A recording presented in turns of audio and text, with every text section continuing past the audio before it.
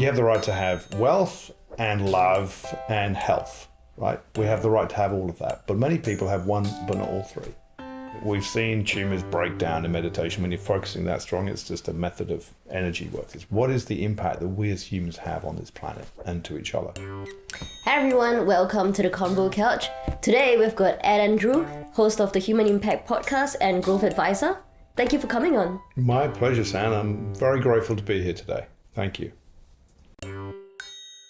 So I thought if I do a podcast, I can get all the experts in my field onto my show, give me credibility and relevance so the rest of the world knows if I'm talking to the top 20 players in my world, right, then that gives me, then everyone recognizes that I am operating at that level. If you think of the way that influencing has worked, particularly, not necessarily Instagram's true, but on many of the channels is people who are building their personal brands, is what they're doing is they're using a group of people to leverage their own brands. Okay, so it started off as a strategy. Has it become the main sort of thing now? It is the thing that I enjoy doing more than anything else on the planet, right? In the sense of I get to talk to people that I'm fascinated by, who are generally world leaders, genuine world leaders in what they do. I get to learn that for myself. I get them to bring them into my business network as I'm building my current company, so I can lean on them. So, okay, well, I'm now running a 2-day workshop. I want you, and you are the best ranked branding expert on the planet, according to Google or Forbes or Cloud or whoever it happens to be. I want you to come and give me a masterclass. And you can do that through the power of podcasting. So my podcast is called Human Impact, has 2 limbs, which is people who have suffered some form of traumatic or catastrophic loss in their lives, who've decided to take that event and change the world for the good, and others who haven't had to have that loss but have decided to do it anyway. Now, if we look out the window, there's a beautiful park out here, is that there is far more to this planet than just us humans here. So that's why things like the astrophysics I'm interested in. My daughter's interested, she's 10, so she comes on the show and asks questions. She gets to ask questions of people who've been nominated for the Nobel Prize, and she's 10. That's a pretty cool thing to do, right? Yeah. Neuroscience, I'm very interested in, because I'm very interested in human behavior. That goes hand in hand with nutrition and wellness, and that goes hand in hand with things like organic and biodynamic and regenerative farming, because if we need to look after ourselves, we need to look after our planet as well. So actually, though it sounds like there's a lot of breadth of interest, they are all interconnected. So I got sick 7.5 years ago. I just had a tech company, cost me $1 million. It's a bit of a hit, right? Came back 6 months later, discovered I had cancer. It's like, right, there's another hit, right? I need to start figuring out what's going on. So I spent the next few years really doing a little bit of consulting, but really trying to get my health together and actually work out why I became sick and not repeat the process. So I explored lots of different things, like Ayurvedic medicine, Chinese energy medicine, shamanism. We went to live in Bali for 1.5 years because my wife had a fashion business. So I went there. We went there to help run our fashion business, being closer to our factories. So we get to learn and explore. So I'm all about, we'll learn and explore at the same time, give our children a different cultural experience as well, whilst also immersing myself in an incredibly healing place in the world. So we came out of that after 1.5 years, went back to the UK, and it's like, well, what am I going to do? You can only ever interview people who own their own businesses, because people who are salaried will not be completely open and honest with you on a podcast because they're nervous about what their employer is going to say, because there's no point coming on a show like your show and me being shut down and not answering your question, because it doesn't make for a story, right? So you need people who can come in who own their own business, because they can say whatever they feel and whatever they think, and there's no repercussions for them. Started having people like Tim Smith, who's the founder of the Eden Project, which is a business started in the UK, which is these biodomes, which they build around the world, which are eco-friendly. They teach people about the planet, basically. And funny enough, he's an ex-musician. He's got, I think, 7 platinum albums as a music producer. So all these fascinating stories. And to me, it's about people's stories, their background. So he went from going off to get his 7th platinum album. I think he was in Paris in the back of the chauffeur-driven limousine to get it. And he was crying, like in absolute hysterics. And he was just having this epiphany. He said, what is this for? This doesn't make me happy at all. I want to go and do something which makes me happy. So he went back, to Cornwall, started exploring and got his hands dirty, got his hands in the dirt, and created this incredible environmental movement. People like that, you see, to me are interesting.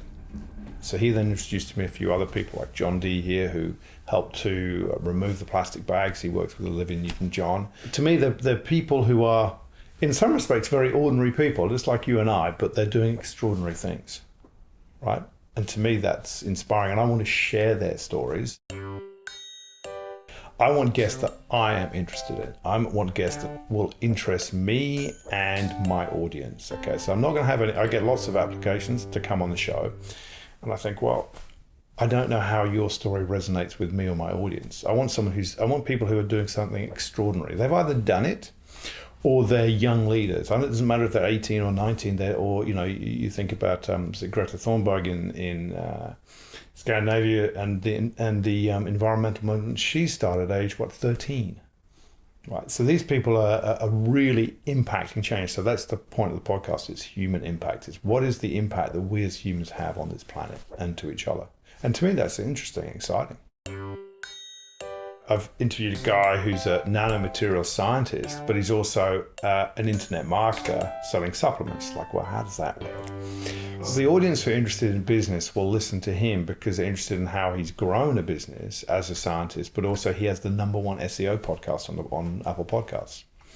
So they get to learn from him talking about marketing, right? But they also get to learn from him as a human being growing a business with different interests. As Tim Ferriss says, maybe 10% of his audience listen to each show, but it doesn't matter which 10% because they're listening. So my podcast is not linear or binary. So it's not just the environment or just neuroscience or just wellness or nutrition, where you could just have 100 guests in that domain. It's about people whose stories inspire others, but they've actually done something. I had a very interesting social entrepreneur from Canada who's building eco communities and villages. He's 30, he's been doing this for about 10 years. He's had a few different iterations of his business, but he is someone who's taken absolute action and ownership over what he wants to do.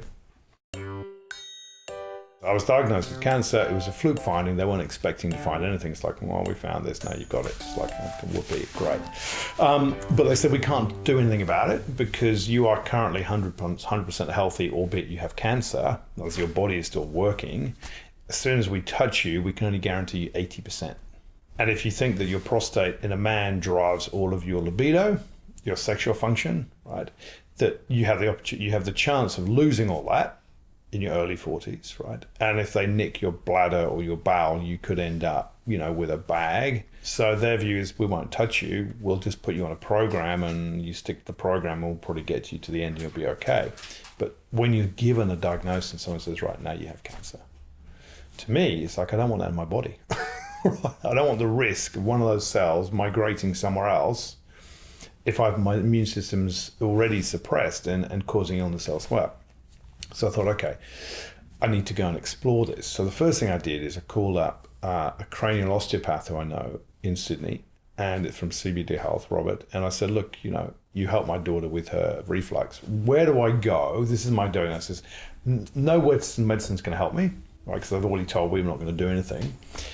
I want to get rid of it. What do I do? And so he introduced me to an Ayurvedic doctor. My wife introduced me to her Chinese energy master, who's an energy healer, who's subsequently passed away. So I plugged into these different modalities. I saw a nutritionist, adopted a raw vegan diet, which I've actually just gone back to because I just felt really good on it. And I was talking to Stephen. He's saying, for prostate cancer, we recommend we're seeing really good clinical results from raw vegan diet into ketosis or ketogenic state as well. So I did my research because I used to be a lawyer, so I'm a good researcher. It's like I read every scientific journal, what's going to help me, what isn't going to help me, and to start clearing, energy clearing, using all these Eastern practices, getting my headspace right, physical body right. And you asked me, how do I know it's gone? Well, I know it's gone for two ways. One is it's no longer in my body because I was doing an energy healing session in Ubud in Bali, and I was, it's very intense. You feel the levitation. It's so intense, you nearly have to spend so because you feel things clawing at your body. I mean, it's a very visceral experience. But I felt the blockage in my chest disappear. I was focusing really strongly on clearing this blockage, and I just felt it melt and disappear. So I knew that the blockage is gone, so I could start the healing process. So some people, they might think, I've got no idea what you're talking about, Ed. But this is my own personal experience. About a year later, a year and a half later, I was doing a 7-day silent meditation retreat in Wales, and I was meditating on my prostate. It was with a meditation teacher. And anyway, at the end of that session, I bled, and I went to talk to him, and I said, look, he said, look, I suspect that's the tumor breaking down and leaving your body, because we see this regularly. And I said, I feel fine. My body doesn't feel off. I feel good. Normally it's something you go straight to the hospital with, right? But I just didn't feel there was anything wrong. Anyway, I went back. Sorry, you mentioned you bled or something? Bled, yes, I bled. Right. So I went to the bathroom afterwards and bled. It's like, normally that's you go to the hospital when you bleed. Yes. You go to the bathroom, you bleed, you go to the hospital. It's like, I know there's nothing wrong with me because I'm feeling good. Okay. And the meditation teacher is saying that we've seen tumours break down in meditation. When you're focusing that strong, it's just a method of energy work. Anyway, so I went back to he said, but go and talk to your doctor. So I went back, I had more scans, biopsy, MRI. MRI's always been clear, biopsy was clear, my blood work was all well within the normal threshold. So as far as the Western medical doctors said, you're now in remission. Cancer's no longer in your body. I can back it up clinically by saying, here are the reports, it's no longer there. And I can back it up from a sentient perspective by saying, I know when it went. I can tell you the second it actually left my body. For those who think I don't believe you, well, here are the medical reports. But as I say, this is for me. And I think in everyone I've spoken to who's been through this type of healing process or this type of injury or whatever episode they've got, is that, to me anyway, we can do all the nutrition, all the exercise, all the diet and the energy healing, everything, all of that. But if we don't really believe we're going to get better, so I used to visualize the tumor breaking down and just like evaporating and disintegrating. And my belief is that if we don't do that type of work, all the rest of it is great, but it's actually, if we don't actually believe we're going to get better, we can't get better. I know that Western medicine and science sometimes disagrees with Eastern practices because they're not scientifically proven. Whereas in Southeast Asia or Asia, we don't care whether they're proven or not. As long as you can feel it, it works, right? We don't need a lab report to tell us that it's working. If it's working, we're better, right? For me, it works. And yes, I tapped into it deeply. I took a very deep dive into energy healing and spirituality because that's what worked for me. But I was talking about the mental health training courses. What I was very interested to hear is that they are now saying, this is Western science, Western doctors saying, yoga, meditation, exercise, our mindfulness are all practices which they encourage in nutrition. And I don't think that was the case before. A miracle? No, I don't see it as a miracle. I think I was reading Deepak Chopra's book, Quantum Healing, which he wrote over 30 years ago, and he's the number one to be on my show, so I need to make a contact with him. If I don't want Deepak and Oprah on the show together, that might be harder to pull off, but we'll work on that.